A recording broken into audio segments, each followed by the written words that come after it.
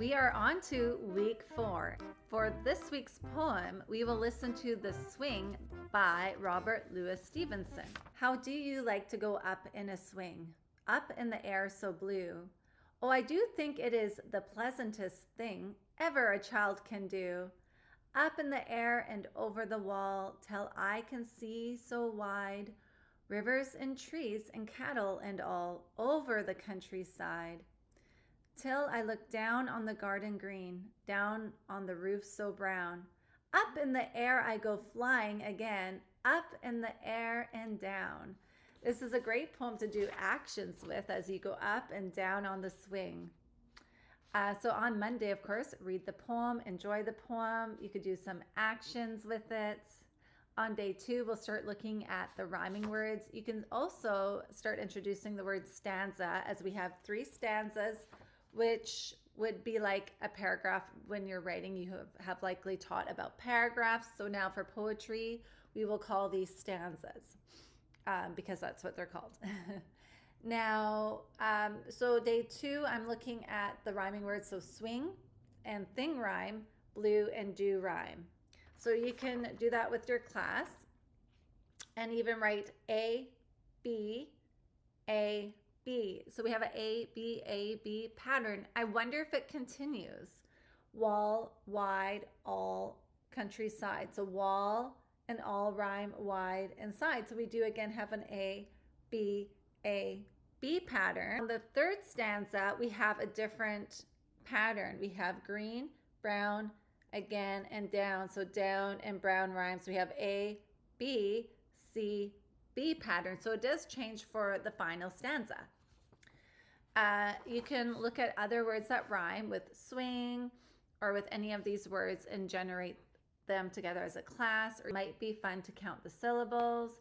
How do you like to go up in a swing? I can hear there are a lot of 1-syllable words in this poem, but then there's some larger words like pleasantest. So now on day 3, on Wednesday, we'll look at the meaning of the poem. I would focus on visualization here and have students draw on a big picture what they see, just anything they think of. And then on Thursday, when we work on this template, I would have kids pick their favorite visual from the poem. So I just drew the wall because it made me think of a book that I read as a child where a boy kicks a ball over the wall that I used to read again and again because it was a rhyming book and I loved it. They're more predictable about what words are coming next. Anyways, so I like the wall and then looking at the river and trees over the wall. My favorite words were blue and pleasantest. I like cattle as well, so maybe write cattle. Feeling words, pleasant, relaxed, carefree. Those are words that came to me while reading the poem. Okay, so you do this with your students and then have them do it as well.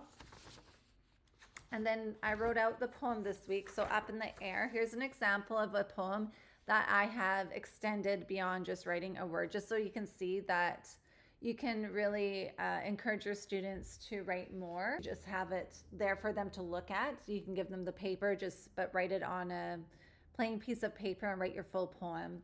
So up in the air, I see the clouds that float my way.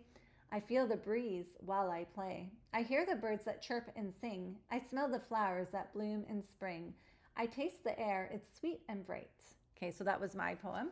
But once again, you can adapt this for various levels. So kindergarten level, just write one word. I see the clouds, well, 2 words. I feel the breeze, right? So you can keep it simple, or you could add more. You can encourage students to try to add some rhymes while they're writing their 5 sentences poem and draw a picture of yourself up in the air as that final activity. So for me, if students didn't get to the drawing part, then I'd be okay with that personally. It's kind of an early finisher activity where they can spend time drawing a nice picture, coloring it if they're done early. But my main goal is really to get them writing a poem. Stay tuned because next week I will be introducing a poem about a caterpillar. Stay tuned and stay lovely.